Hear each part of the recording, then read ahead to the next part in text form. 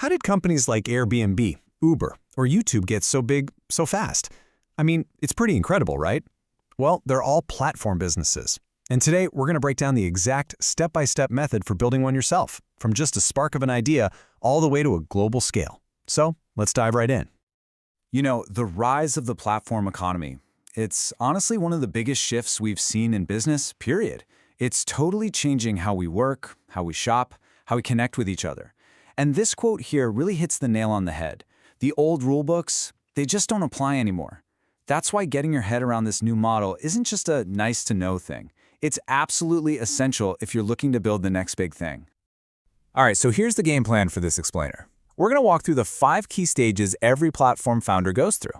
We'll start with what these things even are, then figure out how to find a killer idea, tackle that infamous chicken and egg problem, you know the one, then we'll map out a solid strategy, and finally, learn how to protect your baby once it's up and running.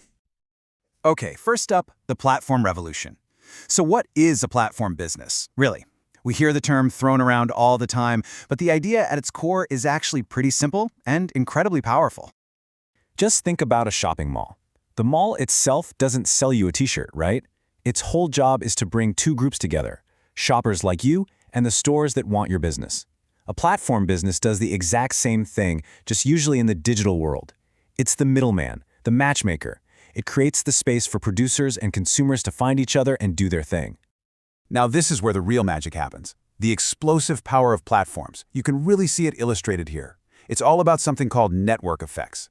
Simply put, the more people who join, the more valuable the platform becomes for everyone. It's this incredible feedback loop. Just look at this chart. See how revenue and the number of people working for the company can just skyrocket, while the number of competing companies stays pretty flat? This is what creates those winner-take-most markets, where 1 or 2 giants end up dominating the entire space. Okay, so you're sold. You want to build one of these giants. Where on earth do you start? Well, the most critical first step, it has nothing to do with fancy tech or a massive marketing budget. It's all about identifying the one single fundamental interaction that your platform is going to make better. And that's what we call the core job. Here's the secret, and it's a big one. Successful platforms almost never invent totally new behaviors. Nope. Instead, they find something people are already trying to do, like, find a place to stay on vacation or grab a ride across town, and they just make it dramatically easier or safer or way more efficient. So how do you find that core job? Well, there's a fantastic little tool for this called the Yeah But framework. It's super simple. First, you just observe an interaction that's already happening. Yeah, people are already renting out their vacation homes. Then, you pinpoint the frustration, the friction. But it's a total pain to find renters you can trust, and handling all the payments is a nightmare. That but right there, that's your golden opportunity. Your platform's entire reason for existing is to solve that but. Okay, you've used the Yeah, but framework. You've got a killer idea, awesome. But now you're face to face with the single biggest hurdle for any new platform, getting those very first users on board. And here it is, the classic dilemma. Who comes first, the producers or the consumers? Right? Do you go find a bunch of drivers before you have any riders? Or do you try to get riders when there aren't any drivers available? A platform with only one side of that equation, well, it's completely worthless. And this slide lays it out perfectly. You've got the producers, the sellers, the drivers, the hosts. They're not going to join if there's nobody to sell to. And why would they? Then on the other side, you've got the consumers, the buyers, the riders, and they have absolutely no reason to show up if there's nothing to buy or no one to hire. You're completely stuck. So how do you break the stalemate? This is the crucial part. The solution is to strategically create a ton of value for one side first, even if it feels a little artificial in the beginning. Maybe you literally pay the first few producers to sign up, or maybe you offer a massive can't-say-no discount to the first consumers. The point is, you have to subsidize one side of the market to get that wheel spinning. That's how you kickstart the whole network effect. Okay, let's say you did it. You solved the chicken and egg problem, you've got some early users, there's some buzz. Fantastic. Now it's time to get serious and build a real blueprint for long-term success. A really solid platform strategy has to answer these 5 fundamental questions. You've got to be crystal clear on your core job. We've talked about that.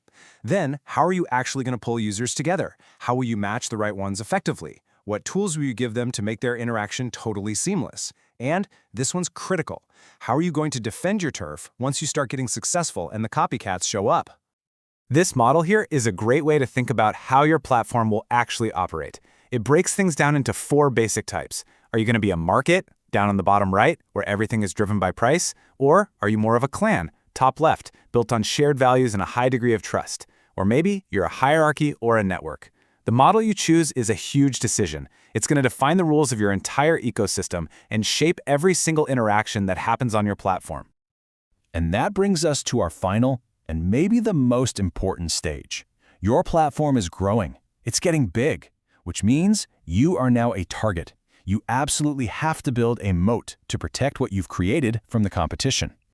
So, there are 2 major threats that every single successful platform runs into. First up is disintermediation. That's a fancy word for when users meet on your platform and then they decide to take their business offline to avoid paying your fees. Sneaky, right?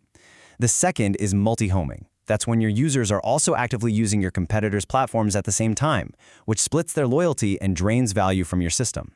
So how do you fight back? Well, you build that moat using some smart tactics. You can create sunk costs, things like a reputation score or loyalty points that a user would totally lose if they bailed. You could use setup or subscription fees, which create a barrier to leaving and coming back. But honestly, the best defense is to offer exclusive value. Give them tools, data, or features they just can't get anywhere else. Make your platform so ridiculously useful that leaving isn't even a real option. And that really brings us to the final question, doesn't it? The core job, it already exists out there. Those interactions are already happening. The frustrations, those buts, they are very, very real. The opportunity is just sitting there.